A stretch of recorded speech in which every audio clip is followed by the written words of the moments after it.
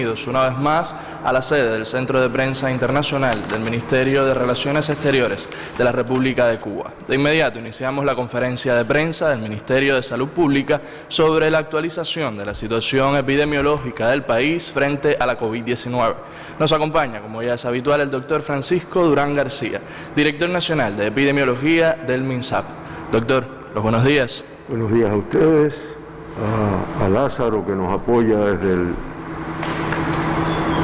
el centro de la televisión, y les pido permiso para retirar el nasobuco, y a la compañera que hace la traducción de señas de la información que brindamos, que siempre nos acompaña y uno no se da cuenta, pero realmente está ahí, y además para muchas personas es útil que no tienen la posibilidad de escuchar.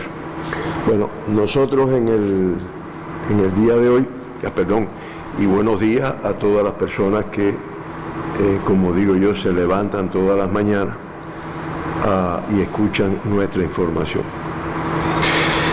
Bueno, hoy en nuestros hospitales amanecen ingresados 181 pacientes, en vigilancia 5, sospechosos 129 y confirmados 47.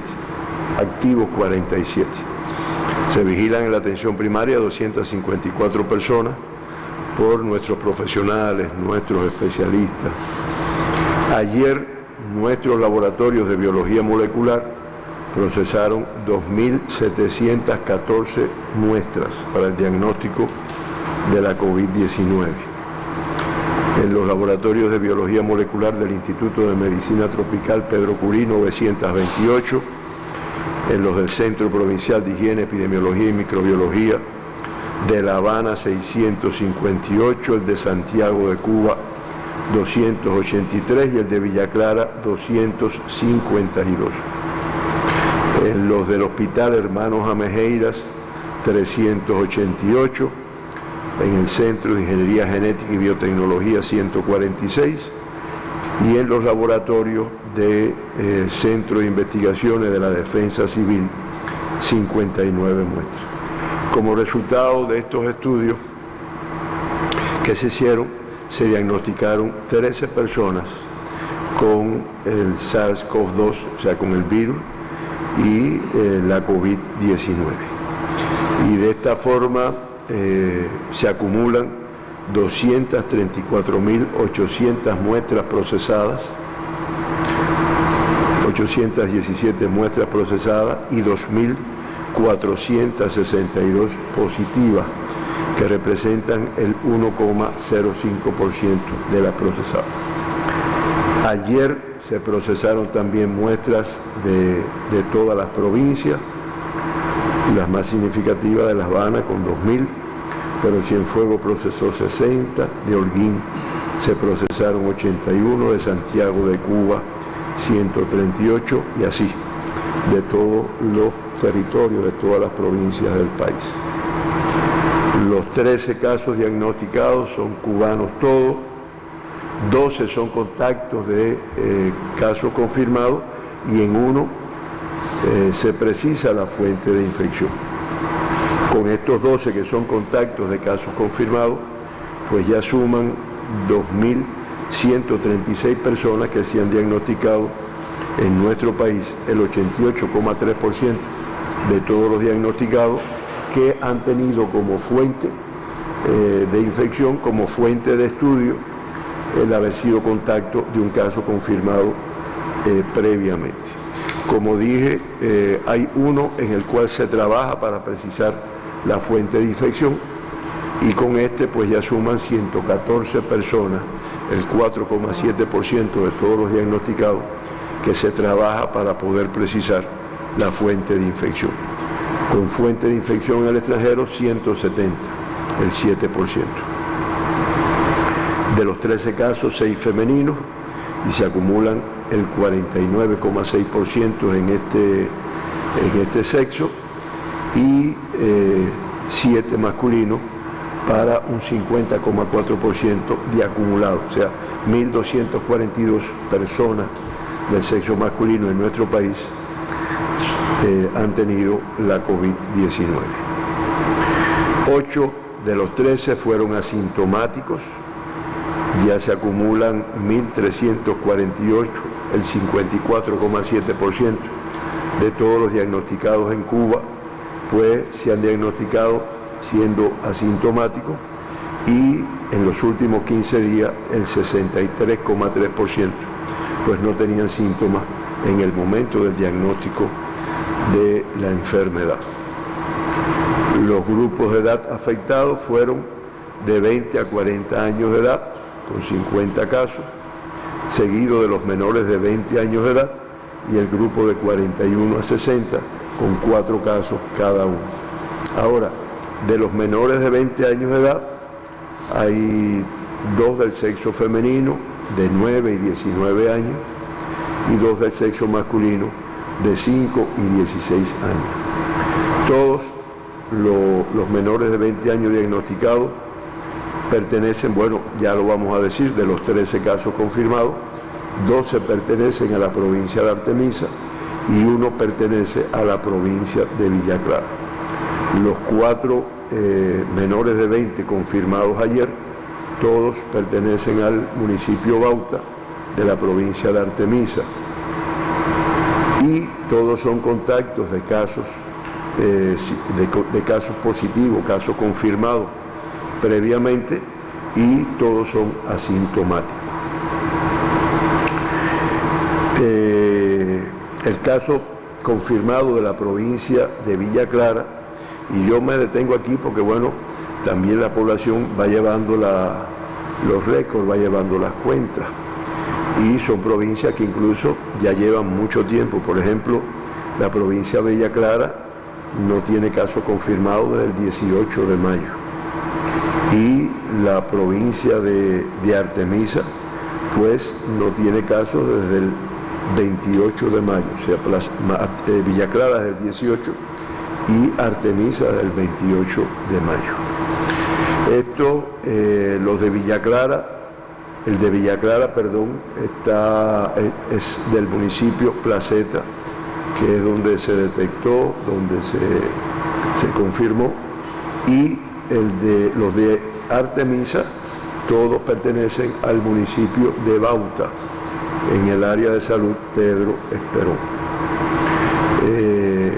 Todos los casos de la provincia de Artemisa, los 12 casos de la provincia de Artemisa, tienen relación con un foco que tenemos ahí, donde se produjo una transmisión como consecuencia de una irregularidad, de una violación que ocurrió ahí. Y el de Villa Clara, como ya yo dije, pues se precisa la fuente de infección. Con los 4 niños o menores de 20 que yo informé, pues ya suman 281 casos confirmados en Cuba, menores de 20 años, de los cuales 274 están de alta, el 97,5%, con una evolución bastante estable. Fíjense que los 4 del día de ayer están totalmente asintomáticos. Con este comportamiento por provincia y por territorio, La Habana no confirma casos en el día de ayer. Y yo lo digo porque La Habana siempre uno espera que aparezca algún caso. Las medidas que se están tomando en La Habana, pues indiscutiblemente los consejos de defensa, el Consejo de Defensa Provincial, los municipios que están afectados en La Habana, bueno, pues hacen que se tenga este comportamiento. Ahí yo traje, y Lilian me va a ayudar a proyectar un mapa que ya lo trajimos anteriormente, donde se refleja la distribución de los casos en La Habana y que obedece, ahí está, ¿no? Este mapa ya nosotros lo habíamos puesto, ahí como ustedes ven el territorio de La Habana, que además no descansa, se pesquisa, se busca por los riesgos que son muy elevados. Sin embargo, está concentrado fundamentalmente la zona de transmisión en los municipios del Cerro, Centro Habana, 10 de octubre, que vienen algunos de Habana Vieja, a pesar de que es un número pequeño de casos, que es donde se concentró, donde están los eventos de transmisión. Recuerden que en La Habana hay 3 eventos de transmisión, 2 en Centro Habana y 1 en el Cerro. Ese es el comportamiento de la transmisión. Como ven, el resto de la provincia se ha ido limpiando, por decirlo de alguna manera, desde el punto de vista de la transmisión, insisto, con mucho riesgo por las características de la enfermedad, los asintomáticos, y por lo tanto se pesquisa fuertemente. Trajimos también, gracias al trabajo de los compañeros del Centro de Vigilancia, específicamente al geógrafo Roberto González, de mucha experiencia, y ahí tenemos el caso de Artemisa.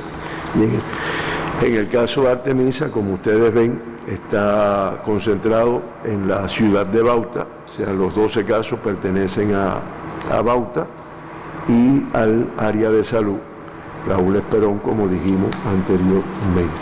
Están ahí focalizados, fíjense cómo se ven delimitados en un mismo lugar, o sea, no hay una dispersión dentro de Bauta, aunque reitero, es un foco detectado muy reciente y por lo tanto ahí se está investigando, se está estudiando y mantendremos la información a nuestra población diariamente.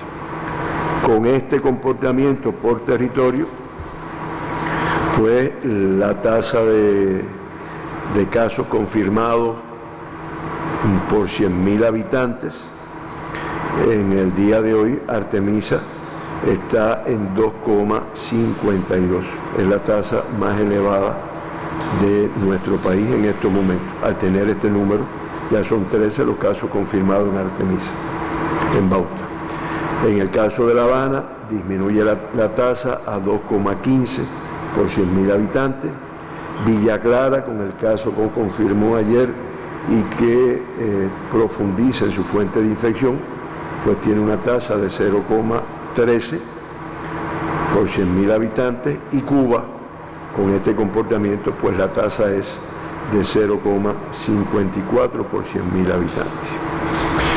En total, de los 2.462 pacientes diagnosticados en Cuba, se mantienen ingresados confirmados 47, estos son los activos, el 1,4%. Se reportan de ellos 46, el 97,8% tienen una evolución clínica estable. Se mantiene la paciente en estado crítico que informamos en el día de ayer, de aquí de La Habana, que está ingresada en el Hospital Militar Dr. Luis Díaz Soto, y que a pesar de estar en estado crítico, tiene una evolución estable en estos momentos. Desde hace 10 días no tenemos fallecidos en Cuba como consecuencia de esta enfermedad, indicador favorable. Se mantienen los 87 fallecidos que hemos tenido durante toda la pandemia y una letalidad de 3,53% contra una letalidad de 4,01% en la región de las Américas. Esto hace que Cuba se mantenga en la posición 21 de los países en la región de las Américas y en el lugar 110 en el mundo. Siempre mencionamos los 2 evacuados. Ayer se dieron 5 altas en el día. Lamentablemente es un balance que no es positivo de acuerdo al número de ingresos, y ya se acumulan 2.326 pacientes recuperados, el 94,5% de todos los pacientes o de todas las personas que se le ha diagnosticado la COVID-19 en nuestro país se encuentran recuperados. Siempre digo, unos de alta clínica, otros de alta epidemiológica, unos en cuarentena, por decirlo en un término de dominio público, en sus domicilios, y otros incorporados a su actividad, a su vida, a su trabajo, a sus estudios, a lo que estén realizando en estos momentos.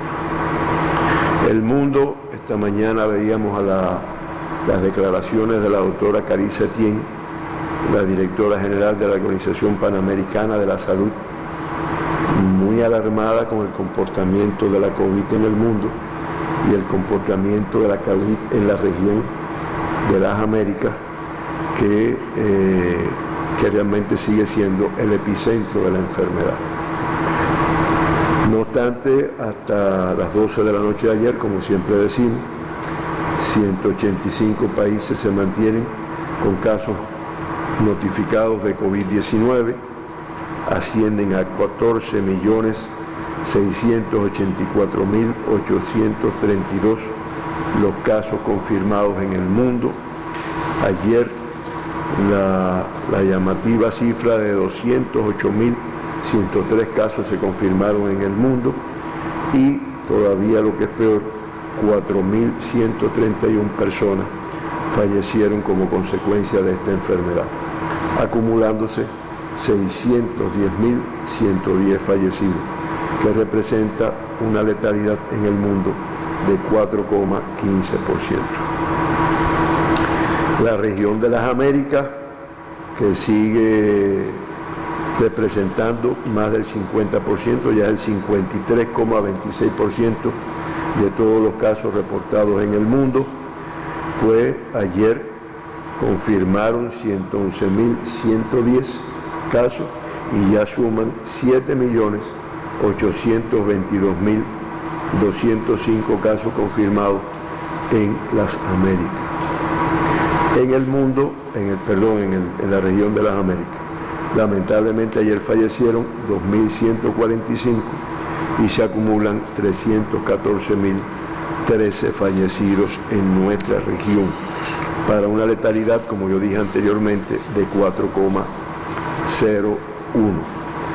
Ahí sigue a la cabeza del mundo, sigue a la cabeza de la región, como es natural, pues los Estados Unidos,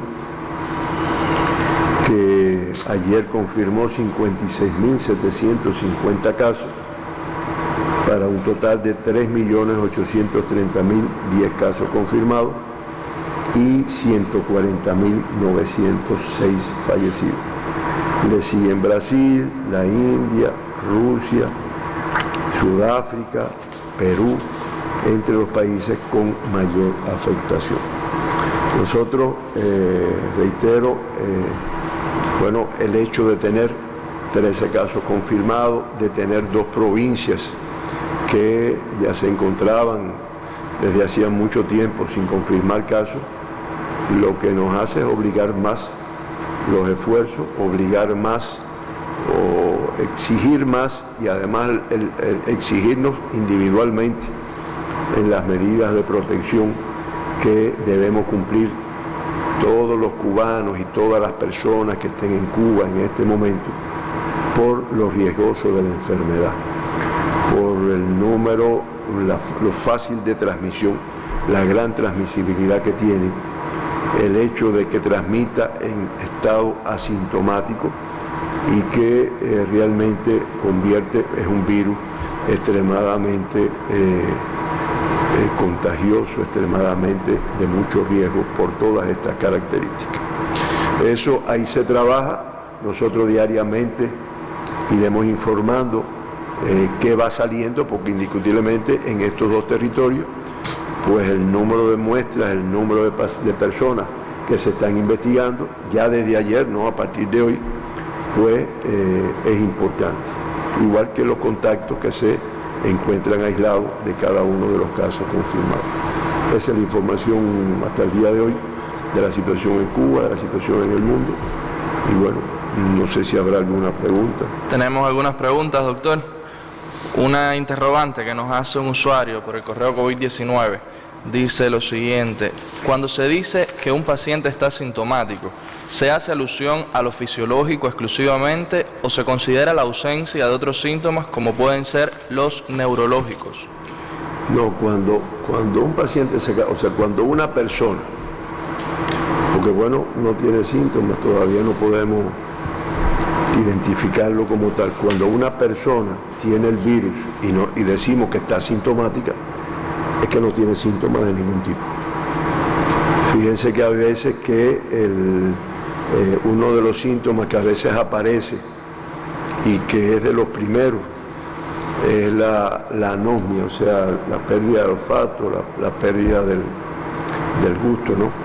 También la anosmia y la pérdida del gusto, ¿no? Entonces, en estos casos, ese no es un asintomático, ya ese se puede considerar como sintomático. Incluso ayer nosotros revisamos un